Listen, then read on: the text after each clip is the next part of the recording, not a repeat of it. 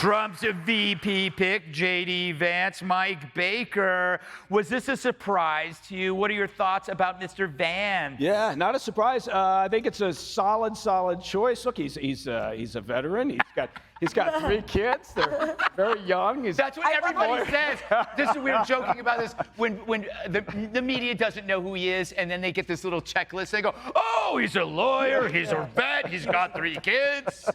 Yeah. I'll tell you what's good about him, Mike Baker. Okay. He's the insurance policy for Trump. So if you want to take out Trump, oh, you're screwed, because then you got this guy, and he's more of a populist than Trump is. It's like when people were like, you got to get rid of Bill O'Reilly, you got to get rid of, well, you know what you got? Jesse Waters. Yeah.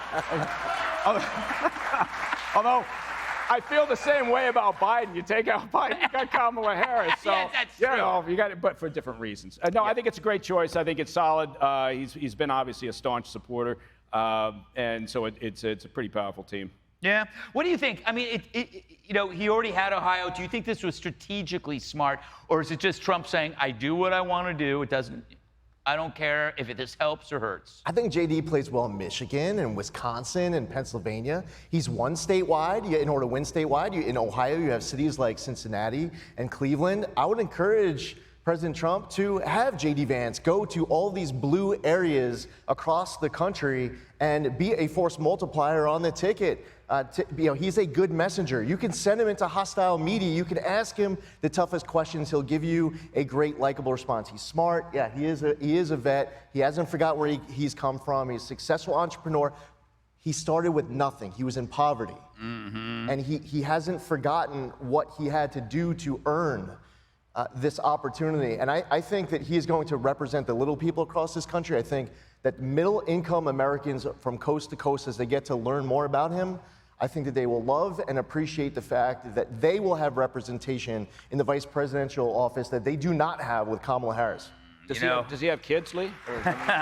Michael. I love how you bring inside jokes from the break to the show, as if the audience has any idea what you're talking about. You know, Michael, in a way, you're the opposite of J.D. Vance. You started with everything, and now you have nothing. Maybe not even a job here after realizing it's live television. He's an amazing guy, this J.D. Vance. Wrote Hillbilly Elegy. And he's married, and he's got like 3 kids. He does, yeah. Little No, ones, yeah. I really, I tell you who doesn't like him is Kamala Ding Dong. Yeah. She's not going to be getting a lot of sleep tonight. I cannot wait for those debates. Yeah. J.D. Vance is going to be great. And that's going to be, well, J.D., you probably don't. She's just going to be mental.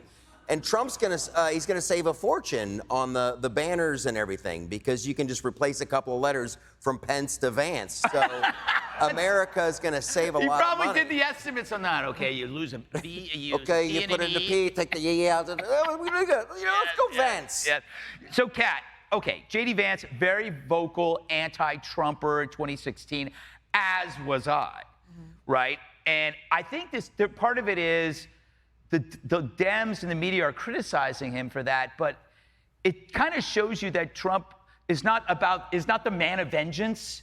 Yeah. And that he actually, this is a guy that said horrible things about him, and he chooses him as VP. Well, right, but he did a hard turn on that. He very much changed his mind on that. And so I actually am among the people who think that obviously JD's very, very smart, as we've all discussed, his incredible story. I also don't think there really is a such thing as a person who loves J.D. Vance, who doesn't already love Trump. Yes. So I don't think he brings in new voters in that sense. Right. So I do think Trump just picked the dude he liked the best for the job himself. I think this was an IDGAF pick, which means I don't GAF. Trump doesn't GAF, but I feel like getting shot in the head might do that to you. Yeah, it's like, you know what? I feel like if you were shot in the head, you might be like, you know what? I'm just gonna pick the one that I want. I was shot in the head 2 days ago. Yeah, this is nothing. Last week, Trump actually said that J.D. Vance reminded him of a young Abe Lincoln, and then I guess yesterday, J.D. Vance said that Trump reminded him of a luckier Abe Lincoln. Terrible. What, too soon? It was a no-show for Morning Joe. Hey, Sean Hannity here. Hey, click here to subscribe to Fox News YouTube page and catch our hottest interviews and most compelling analysis. You will not get it anywhere else.